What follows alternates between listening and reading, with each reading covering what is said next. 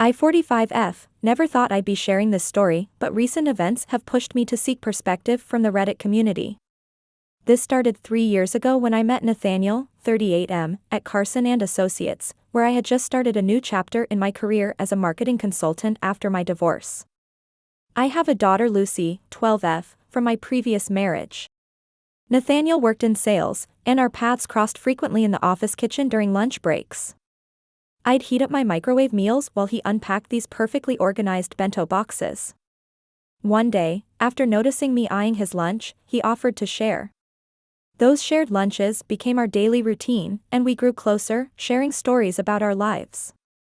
He was always eager to hear about my family, especially Lucy, but whenever I asked about his family, he'd quickly change the subject. After dating for a year, he proposed one morning while we were making breakfast. It was simple and perfect, until he mentioned it was time to meet his family. His expression changed completely, and he confessed something troubling: his family turned everything into pranks. Not just occasional jokes, but cruel, calculated pranks that had ruined significant moments in his life. When I first visited the Thompson family home, it was a charming colonial in the suburbs. Patricia, 58F, Nathaniel's mother, greeted us with warm brown eyes matching her son's. George, 60M, his father, stood behind her looking distinguished, while their older son Jason, 40M, lingered in the doorway. Finally, Patricia pulled me into a tight hug. "We've been dying to meet the woman who stole our Nathaniel's heart." The initial conversation was surprisingly normal. We sat in their cozy living room as they asked about my job, my family, and how Nathaniel and I met. They even cracked a few harmless jokes that made me laugh. I started to relax, thinking Nathaniel had exaggerated their pranking tendencies, though I caught him watching his family like someone waiting for a bomb to explode. "I'll get us some tea," Patricia announced cheerfully. "How do you take yours, Brittany dear?" "Just a splash of milk, please." When she returned with the tea tray, everyone was still chatting pleasantly. I took a big sip and immediately regretted it. My mouth exploded with salt and pepper, so much pepper it felt like I'd swallowed fire. I spat the tea back into the cup, but it was too late. My throat was burning, tears streamed down my face as I coughed and gasped. The Thompsons burst into laughter. "Welcome to the family," Jason hooted. "Better get used to it, we love our little jokes here." "That's how we show love," George added, wiping tears of laughter from his eyes. I ran to the kitchen, desperately searching for water.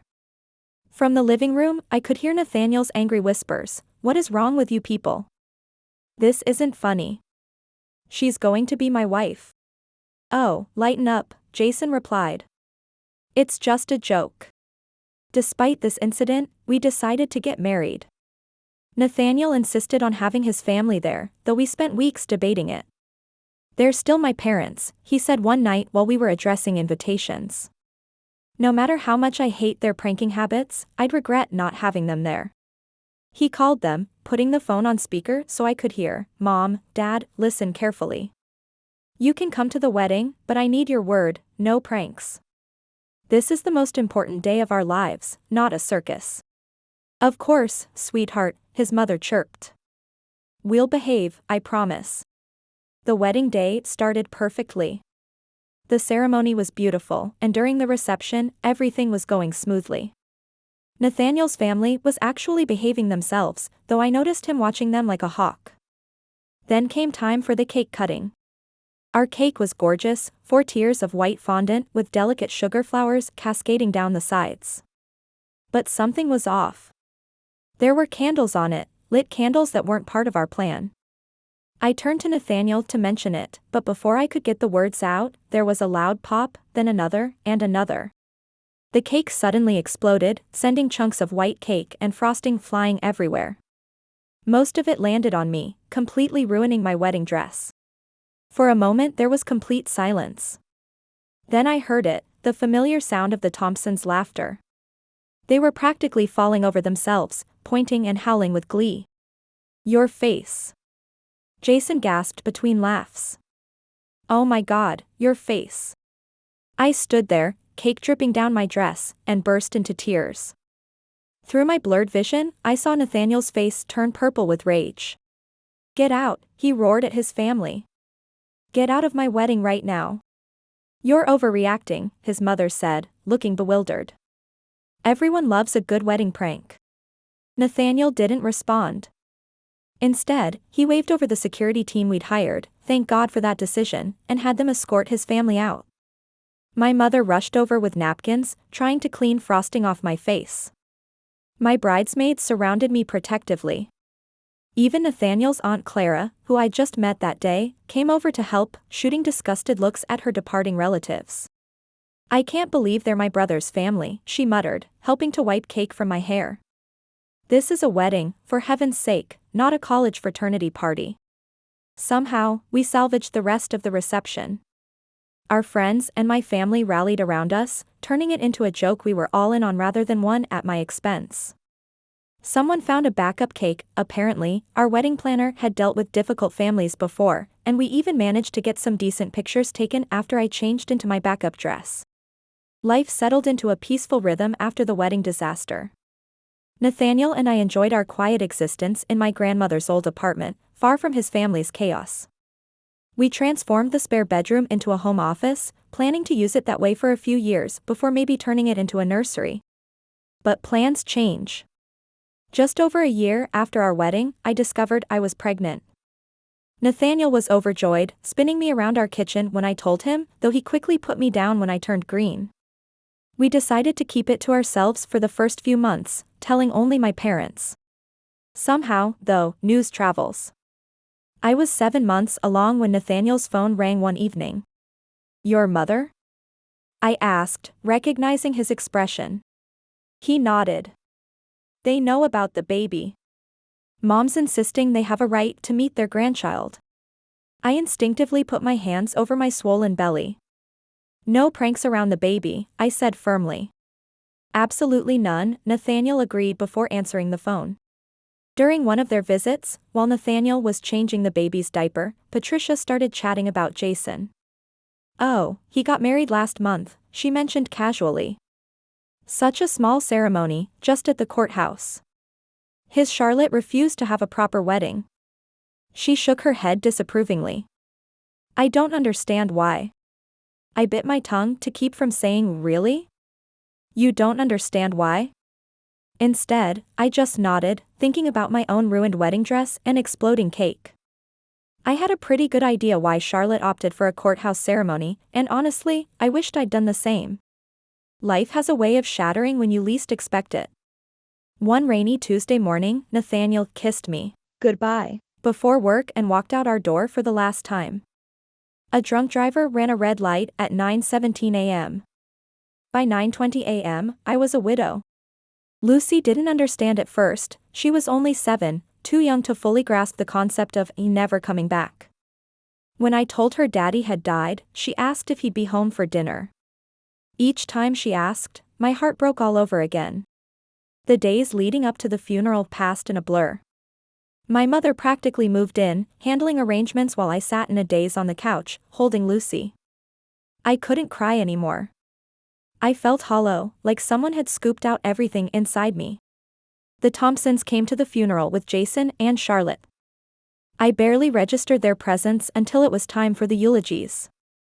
I'd already spoken, sharing memories of Nathaniel as a husband and father, his kindness, his gentle humor, how he taught Lucy to ride her bike just last month.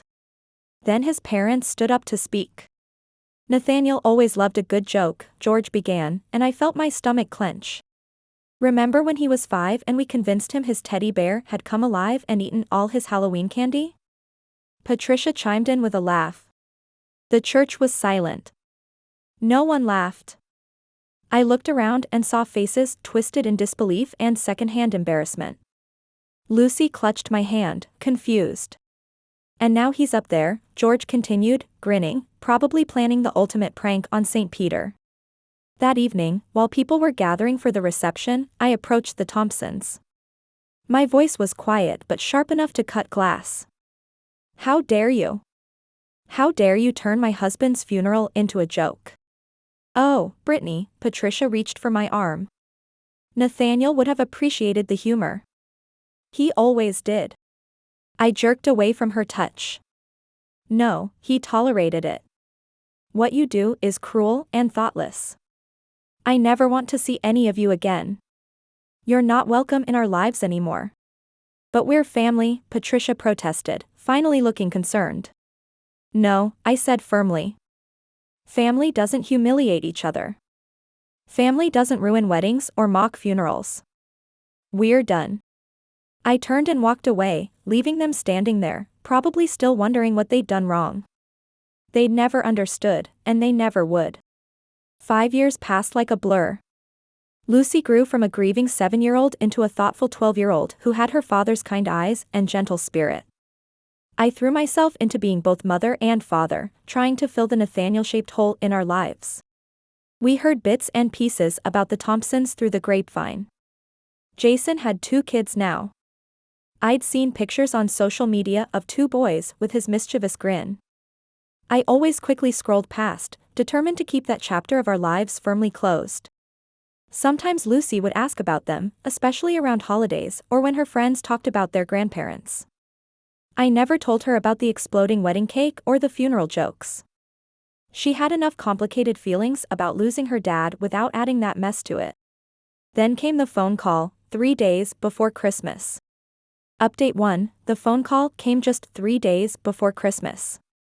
Brittany? Patricia's voice sounded older, softer somehow. Please don't hang up. I almost did anyway, but Lucy was sitting next to me on the couch, working on her homework. She looked up, curious. We miss Lucy, Patricia continued, and you. Please, would you consider spending Christmas with us? The whole family will be there, Jason and Charlotte, their boys. We'd love to see you both. I started to say no, but Lucy, who had obviously figured out who was calling, began nodding enthusiastically, her eyes pleading. I covered the phone with my hand. Are you sure? I whispered. These are the people who hurt your dad. She just nodded more vigorously. There will be absolutely no pranks, I said firmly into the phone. No jokes, no tricks. Nothing like that. Just a normal Christmas dinner. We promise, George's voice joined in, they must have been on speakerphone. We swear on Nathaniel's memory, no pranks. Maybe it was the mention of Nathaniel, or maybe it was Lucy's hopeful face, but I found myself agreeing. We'll come, I said, but I mean it about the pranks. After hanging up, Lucy and I went shopping. If we were doing this, we were doing it right. We picked out top-of-the-line kitchen appliances for the Thompsons, the latest tablet for Jason and Charlotte, and the season's hottest toys for their boys. Do you think Grandma and Grandpa got me something nice? Lucy asked as we wrapped the gifts. The hope in her voice made my chest tight. I'm sure they did, sweetheart, I said, praying I wasn't lying. They've had 5 years to think about it.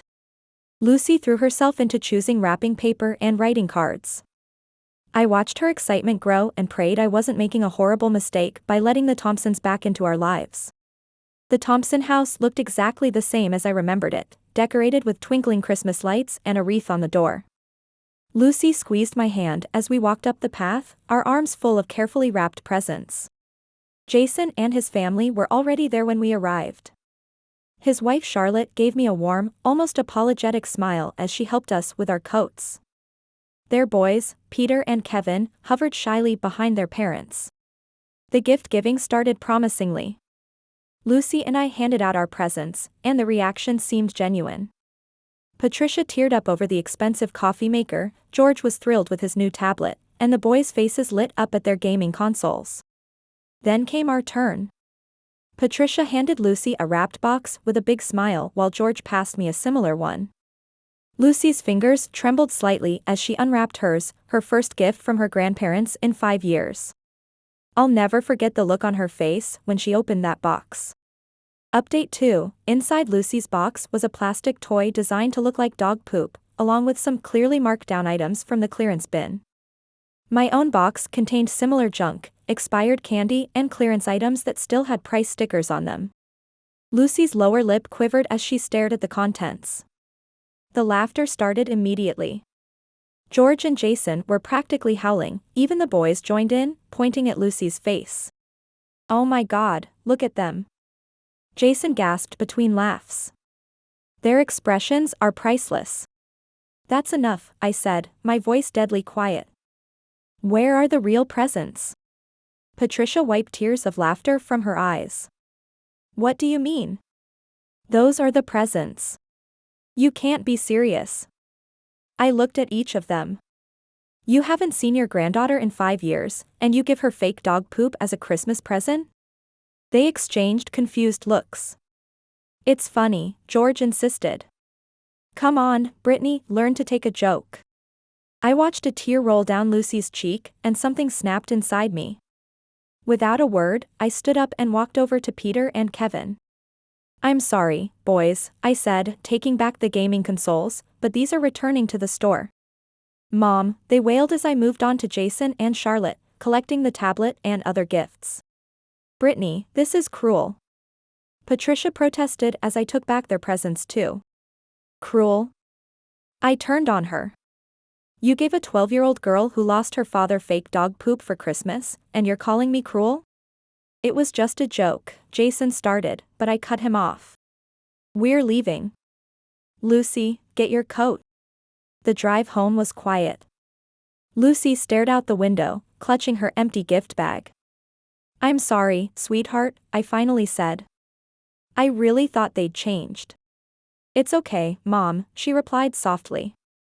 Can we watch Christmas movies and make hot chocolate when we get home? Of course we can, I promised. We'll have our own Christmas, just us two. And that's exactly what we did. We spent the rest of Christmas Day in our pajamas, watching holiday movies, baking cookies, and trying to forget about the Thompsons and their idea of humor. But this isn't the end of the story. The next day, something happened on social media that would change everything. Update 3, the day after Christmas, while scrolling through Facebook, I saw Jason's post, "Terrible Christmas yesterday." My sister-in-law showed her true colors. Cruelly taking back Christmas presents from my crying children. Some people just don't understand family traditions and humor. My poor boys were heartbroken. #bad Aunt Christmas #ruined. My hands were shaking as I typed my response. Let me tell you what really happened at Christmas yesterday. You want to talk about cruel? Let me tell you about your family traditions. I detailed everything. Not just the Christmas incident, but the years of torment Nathaniel endured. The wedding cake explosion. The funeral jokes. The years of emotional abuse disguised as humor. Within minutes, other relatives started chiming in. The floodgates opened. Oh God, remember cousin Sarah's graduation? They replaced her diploma with a joke certificate during the photo op. They put laxatives in the punch at my baby shower. They ruined my son's bar mitzvah with that trick Torah scroll. The tide turned quickly. Soon Jason's original post was flooded with people sharing their own stories of the Thompsons' pranks. Even Charlotte, Jason's wife, liked several of the comments. The phone calls started that evening. First Jason, Brittany, I never thought about it like that. Reading everyone's stories. God, we've been awful, haven't we? Then Patricia and George, we never meant to hurt anyone, Patricia said, her voice shaking. We thought everyone was laughing with us. We thought it was all in good fun. We've always been this way, George added. It's how we show love. But maybe we've been showing it wrong. I took a deep breath. You have to understand, your pranks aren't funny. They're cruel. They hurt people. They hurt your granddaughter. We see that now, Patricia whispered. Can you ever forgive us? I don't know, I answered honestly. I'm glad you're finally realizing how your behavior affects others, but I can't just forget everything that's happened. 2 days later, a delivery truck brought a large package. Inside was the latest iPhone, the exact one Lucy had been dreaming about, along with a heartfelt letter of apology from her grandparents. I sent Jason's boys their gaming consoles back with a note, everyone deserves a real Christmas. 6 months later, we have a cautious peace. We meet occasionally for coffee or lunch in neutral places. The Thompsons are trying, really trying, to change. No more pranks, no more cruel jokes. Lucy video chats with her cousins sometimes, and I've seen genuine remorse in my in-laws' eyes. Nathaniel would be proud of this progress, I think. He always hoped his family would understand someday. Maybe they finally do. Update 4. Since sending back the gaming consoles, things have taken an unexpected turn. Last week, Charlotte called me privately. "I need to tell you something," she said. "After your Facebook response, Jason and I had some serious talks. We're in family therapy now." She confessed that she'd been silently enduring the Thompsons' pranks for years. Their courthouse wedding wasn't just a simple preference, it was her desperate attempt to avoid a disaster like mine. She'd never had the courage to speak up until my post made her realize she wasn't alone. The therapy sessions revealed something interesting. George and Patricia's prank tradition started as a coping mechanism during their own difficult childhoods. They genuinely believed they were creating joyful memories, completely blind to the trauma they were causing. The most surprising change came from Jason. He started a support group for family members affected by toxic humor. When I attended one session, I was shocked to find 15 people sharing similar stories. It seems the line between humor and harassment is often blurrier than we think. Lucy has been healing too. Her school counselor told me she's been helping other kids deal with grief and family issues. She has this amazing ability to understand when someone's trying to hide pain behind laughter, the counselor said. Last month, we attended Peter's birthday party, our first family gathering since Christmas. I was tense the whole time, waiting for the other shoe to drop. But the only surprises were pleasant ones. Normal gifts. Normal games. Normal cake that didn't explode. George pulled me aside during the party. "I keep thinking about what Nathaniel must have felt," he said, his voice rough with emotion. "All those years, trying to protect you from us, knowing what we might do. We failed him as parents, and we nearly failed Lucy as grandparents." Patricia has started baking therapy sessions with Lucy. No pranks, just genuine bonding over cookies and cupcakes. Yesterday, Lucy brought home a batch of perfectly normal chocolate chip cookies, beaming with pride. "Grandma says these are better than any joke she could ever make," she told me. The transformation isn't perfect. Old habits die hard, and sometimes I catch them starting to slip into their old patterns. But now they catch themselves, or others call them out immediately. The family dynamic has shifted from enabling to accountability. We're establishing new traditions. Monthly family dinners where the only surprise is who brings dessert. Weekly video calls where the focus is on genuine connection rather than gotcha moments. Small steps, but meaningful ones. As I watch this slow transformation, I often think about Nathaniel. He never got to see his family change, never experienced this version of them that's finally learning to show love without cruelty. But maybe, in some way, his loss was the wake-up call they needed. The other day, Lucy asked me if I think people can really change. I told her what I've learned: they can, but only when they're ready to face their own behavior and truly understand its impact on others. It's not a perfect ending, but it's a start. And sometimes, that's enough. Update 5. A year has passed since that fateful Christmas, and an invitation arrived in the mail last week. Not a phone call this time, but a formal Christmas card with a handwritten note from Patricia: "We'd be honored to host Christmas dinner again. No tricks, no pranks, just family." What touched me most was Patricia's closing sentence: "We understand if you're not ready. Your boundaries are important to us." When I showed the invitation to Lucy in her room, she surprised me with her thoughtfulness. "Mom, before we answer, I want to talk about what would make us feel safe there." She suggested we meet with them first to discuss expectations. Her maturity in handling the situation amazed me. We met Patricia and George at a local coffee shop last weekend. Lucy was clear about her needs: every gift needed to be genuine and thoughtful, there couldn't be any pranks or surprises, and she wanted everyone to share something they truly appreciated about each other. She also made it clear we would leave immediately if anyone broke trust. Patricia's reaction wasn't what I expected. The tears that welled in her eyes weren't theatrical like before, they were quiet, genuine drops of remorse. George had to take several moments to compose himself before speaking.